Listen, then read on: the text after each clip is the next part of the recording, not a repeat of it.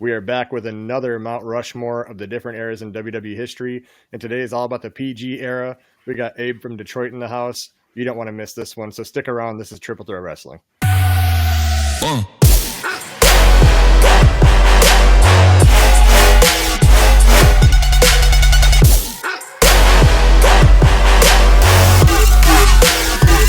Welcome back to Triple Threat Wrestling. If you are new to the channel, be sure to follow and subscribe. We drop daily wrestling content. Back with the Mount Rushmore of every era in WWE history, and today is the PG era. So we'll try to keep it PG, gentlemen. We'll try to watch our language, and no, I'm just kidding. MVP, you're doing good? Doing fucking great. All right, end it. No, I'm just kidding. Abe, welcome back, brother. It was nice having you on before, so you know we have all the best content creators coming on for this mini-series. We had to have you on here. So appreciate that, man. I had a ball last time. I was looking forward to coming back, but man, I've been getting grabbed every which way lately. I've been watching your content, and you're just all over the place. You got so much great content now, and you can follow him at Abe from Detroit on YouTube, TikTok. He also has, speaking of PG, the Holy Shhh Podcast on TikTok and YouTube. Yes, you got to give the shout out. Go follow this guy and his crew. They drop awesome content. I love watching it. So appreciate that, man. All right, so going into the Mount Rushmore here, let's start with Abe. We're gonna start with the guest. Hit him with your number one. My number one is a pretty obvious number one, and that is Jonathan Cena. Some call him John. Some call him John, yeah. I think Cody calls him asshole now, but either way. Yes. Yeah, no, I agree. I think my number one, too, is going to be John Cena. Just the work he did, everything with CM Punk, the stuff he did with Randy Orton. He won his 16th world title during that era. Just so many good things. And everything he's done outside of the ring with Make-A-Wish and all that stuff. I mean, he's like, if you look at the PG era, he's the definition of the PG era. Definitely. Like, let's just be real. So I got to go. Number one. I got to agree with you, John Cena. We'll go to MVP. My number one, he's from the mean streets of West Newbury, Massachusetts. Mr. John Felix Anthony Cena. I mean, you guys hit on the head. Whether this was his era. Yep. Nothing more I can say about him. I like the Forrest Gump, and that's all I got to say about that. Right. That's all I got to say. All right, Mr. Abe, we're going back to you for number two. My number two could make it on some all-time Mount Rushmores. I mean, this guy crosses a lot of barriers when it comes to time in the WWE. And that is the dead man, The Undertaker. My number two. He just keeps re-evolving himself. He was always at the top in WrestleMania. He was always active. So I cannot not pick the dead man to be on the Mount Rushmore, the PG era. And he could also have an argument to be on the Attitude era, True. There are some, I've noticed with different content creators, there's some arguments that some wrestlers are on different era Mount Rushmores because they just were great across so many eras, and Undertaker's one of them. I mean, Definitely. He's one of my favorites. But for my number two, I am not going to go with The Undertaker. I am going to go with, I'm going to use my hidden gem now, so we're not copying each other. But hidden gem, here we go, breaking news. I'm going to go with The Miz. I'm going to go with The Miz because he did a lot of stuff. I did think about him. Yeah. I did think about him. I had to convince myself out of him. It's hard to. He beat John really, Cena for the title at Mania. Well, he had it. He just retained it. The cash in he did on Orton to win it, right? I mean, he did a lot of great stuff during that era, and he was just a great heel. He's always been, in my opinion, one of the best heels in WWE history. Just because people just love to hate him. It isn't even about like him generating the heat. He's just a really likably hateable guy. You just love to hate him. Likably hateable. I gotta write that down. That was off the top of the dome right there. So it's free to use. But yeah. No, you're absolutely right. His fingerprints were all over this era. They were. I mean, and all the big feuds. You know, like he had a great feud with Dolph Ziggler during this era. Yeah. That was really good. So I'm gonna go with the Miz, but we'll pass it to MVP. All right, my number 2 actually lost the WWE title to the Miz, but also he had his fingerprints all over this era. Also, I'm going with Mr. Randy Orton. Mr. Orton.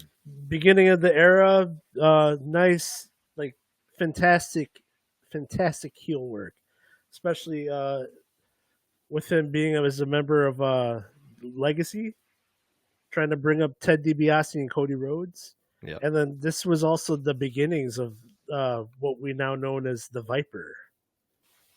That's true. And he had an awesome feud with the McMahon family, even punting Vince McMahon. Yeah.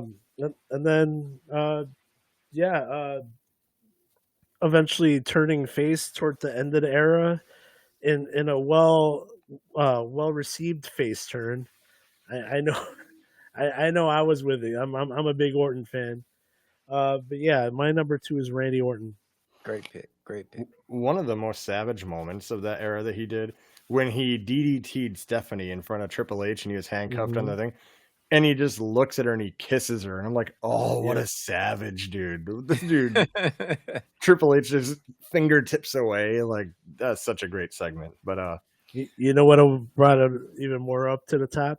She like slipped her some tongue. you know he was thinking it. He's like, this would be my time. If there's any time, this is the time. But we're going to you for number 3.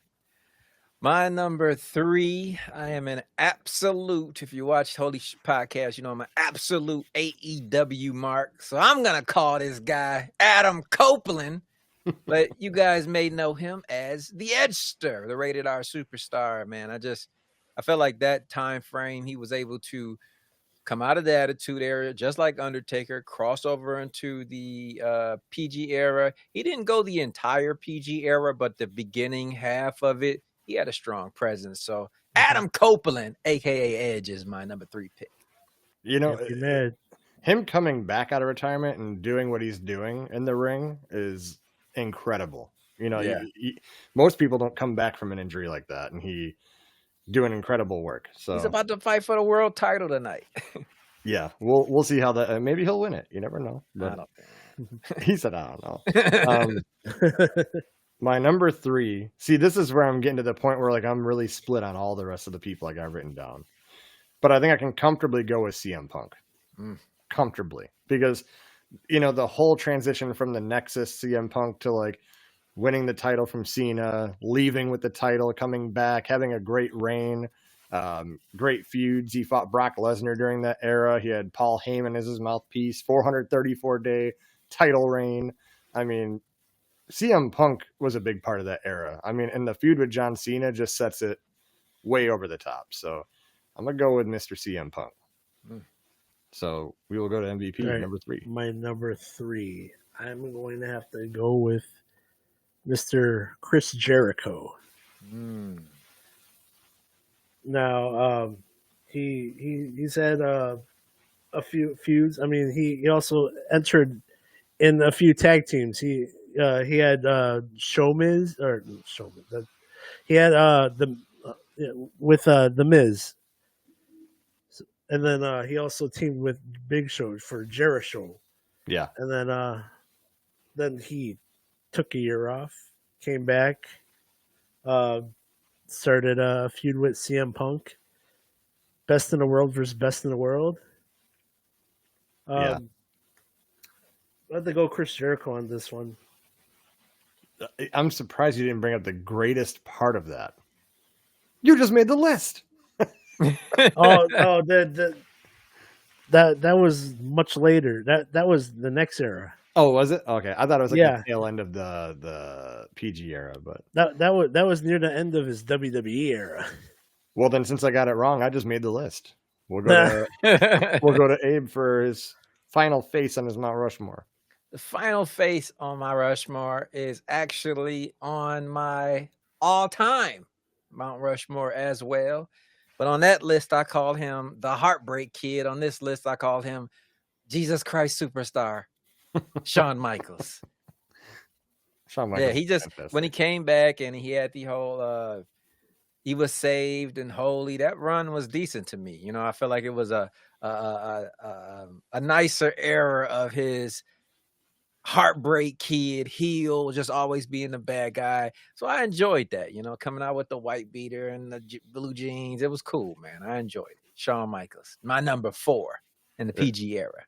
Not to mention the Undertaker match. Yes, Undertaker match was in that era. Yes, one of the best matches, arguably of all time. Of all time, ever.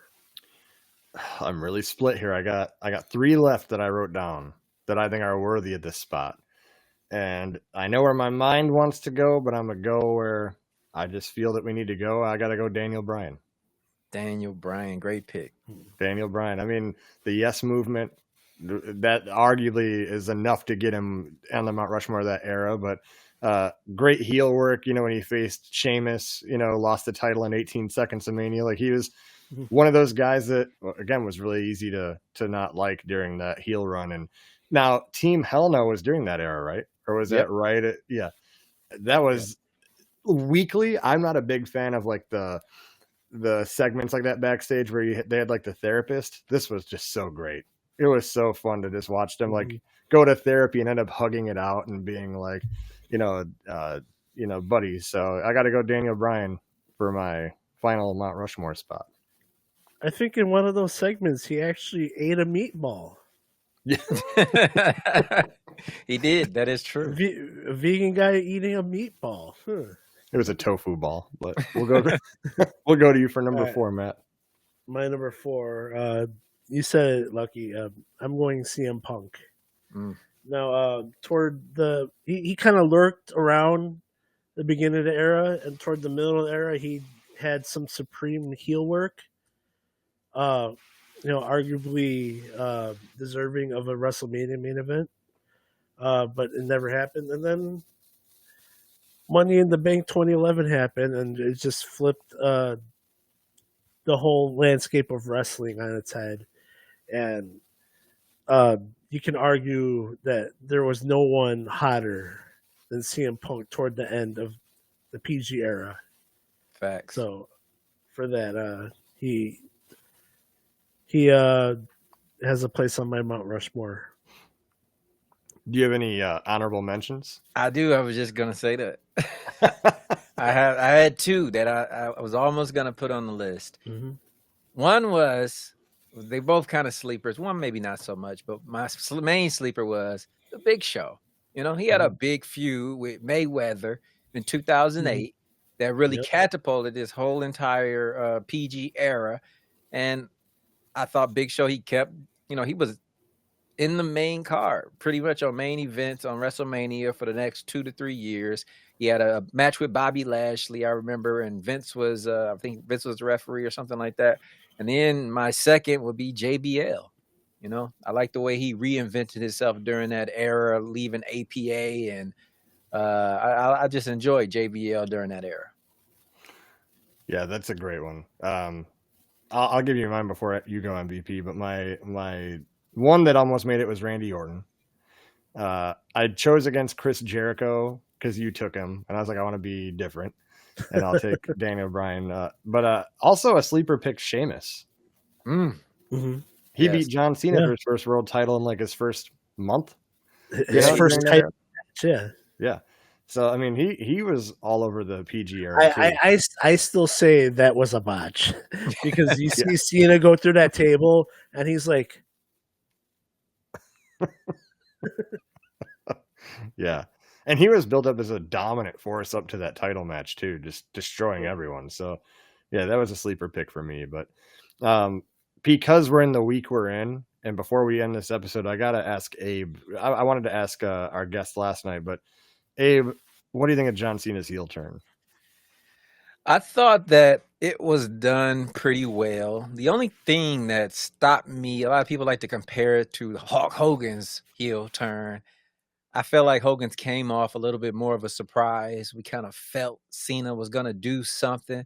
And one other thing that just bothered me about it, I felt like it was a bit of an interference to what the moment was Travis Scott. I mean, who the hell invited him?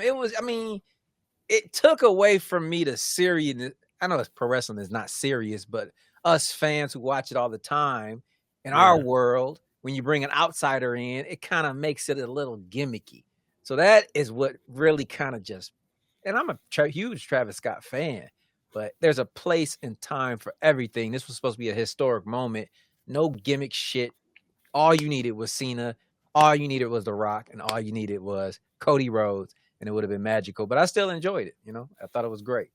Yeah, it definitely is a great heel turn, but I agree. Like when I saw Travis Scott come out, I'm like, maybe he'll just hype up The Rock and then go back. But he walked to the ring. I'm like, oh, this dude's gonna be there for whatever's gonna happen. Okay, and then he fucking hurts Cody Rhodes. Right, my guy, man, what the hell? So either he did hurt him, or there's rumors that Cody was telling him like, hit me, make it look real, like hit me. And it's like, yeah, but you almost busted dude's eardrum. Like he said, hit him, not injure him. Today, a little news came out. Travis Scott, through his merchandise line, just dropped a new T-shirt. It says, "Wrestling is real." So maybe that hit was a play on this T-shirt that is selling like crazy off the shelves right now. You never know. Maybe. I just hope he's not in there for the further segments because Cena he's doesn't wrestling. need Travis Scott. He's training. He's going to be in a match. He is seriously training. Oy vey. He can face Bad Bunny. Oh, that'd be amazing. We'll leave it at that. He can lose that hardcore title. Right. Yeah. But that wraps up the PG era. Again, if you're new to the channel, be sure to like, follow, and subscribe. We drop daily wrestling content. Go check out Abe from Detroit and the Holy Shhh Podcast. They are awesome dudes, awesome content. You don't want to miss it. So all the links to that will be in the description box, and we will, hopefully you guys give them some support. So Abe, you're always welcome here, brother. It's nice to have you on here. And I gotta have you on the show. We launched back. We took a month off. We got this huge new production deal. We're gonna be announcing it soon, but it's massive. And we took a month off. We'll be back next week, March 20. Just don't miss it, man. It's gonna be huge, man. Got some good guests from NXT gonna be on. It's gonna be great. Awesome. Yeah, guys, make sure you check that out. Make sure you get it. Be one of the early comers and see it before it gets too big. Yeah, because it's going up on a paid wall in a couple of months. It's going to be free for 2 more months. Then it's going to be on PLE from now on, the whole podcast. So, all right. Make sure you follow us. We'll see you in the next one.